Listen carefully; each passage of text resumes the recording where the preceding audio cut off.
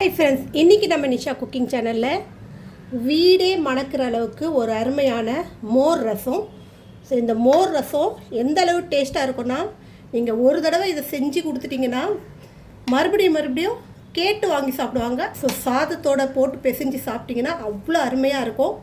Taste செம்ம அல்டிமேட்டாக இருக்குது. நானே எதிர்பார்க்கல. இன்னொரு மெயினான விஷயம் என்னென்னா, நம்ம இதில் புளி சேர்க்காமல் இந்த டேஸ்ட்டான மோர் ரசம் செம்ம டேஸ்ட்டாக இருக்குது. நான் இதோட உருளைக்கிழங்கு ஃப்ரை பண்ணி வச்சுருக்கேன், அதே போல் காடை ஃப்ரை பண்ணி வச்சுருக்கேன். ஸோ இந்த ரசம் நீங்கள் ட்ரை பண்ணி பாருங்கள். இந்த வெயில் நேரத்தில் குயிக்காக ஈஸியாக செய்யக்கூடிய ஒரு ரெசிபி. ஸோ ரொம்ப நேரம் அடுப்படியில் நிற்காமல் டக்குன்னு செஞ்சிடலாம். வாங்க இந்த ரசம் எப்படி செய்யலாம்னு பார்க்கலாம். அதுக்கு முன்னாடி எங்கள் சேனல் லைக் பண்ணுங்கள், ஷேர் பண்ணுங்கள், சப்ஸ்கிரைப் பண்ணுங்கள், பெல் பட்டன் ஆன் பண்ணுங்கள், கமெண்ட் பண்ணுங்கள். மோர் ரசம் வைக்கிறதுக்கு தேவையான அளவுக்கு தயிரை நல்லா கடைஞ்சி மோர் ரெடி பண்ணி வச்சுக்கிங்க.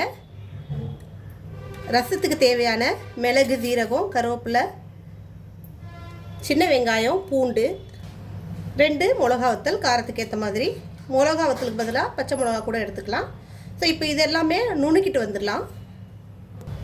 இப்போ இது இந்த அளவுக்கு நல்லா நுணுக்கி வச்சு குறைன்னு நான் மிக்சியில் நுணுக்கியிருக்கேன். அம்மி இருந்துச்சுன்னா அம்மியில் நுணுக்கிங்க, நல்லா வாசனையாக இருக்கும். இதோட ஒரு தக்காளி பழம் எடுத்துக்கோங்க. இப்போ இதை தாளிச்சிக்கலாம். அடுப்பில் பாத்திரம் வச்சு அதில் ஒரு 3 டேபிள் ஸ்பூன் அளவுக்கு நல்லெண்ணெய் ஊற்றிக்கிங்க. நல்லெண்ணெயில் ரசம் செஞ்சால் நல்லா சூப்பராக இருக்கும். இப்போ இதில் நம்ம இந்த நுணுக்கி வச்சுருக்கிற மசாலாவை போட்டுக்கலாம்.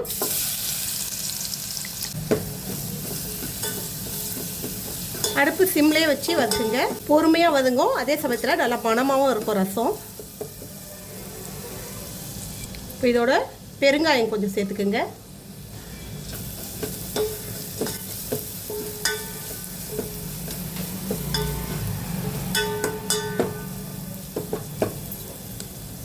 இப்போ இதில் இந்த ஒரு தக்காளி எடுத்தோம் இல்லையா, இதை நல்லா பிழிஞ்சு விட்டுக்குங்க. கையால் பிழிஞ்சு விட்டால் நல்லாயிருக்கும். மசாலாவோடு சேர்த்து அரைச்சோன்னா இந்த டேஸ்ட்டு தெரியாது.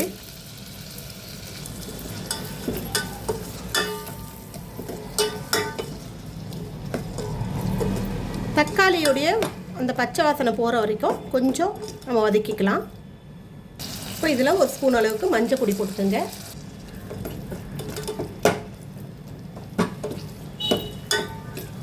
தக்காளி நல்லா வதங்கிடுச்சு. இப்போ இந்த ஸ்டேஜில் நம்ம மோர் இதில் ஊற்றிடலாம்.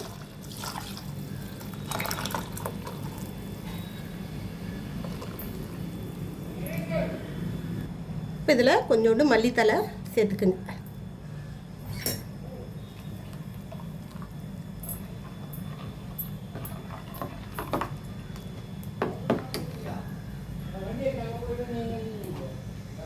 தேவையான அளவு உப்பு சேர்த்துக்கலாம்.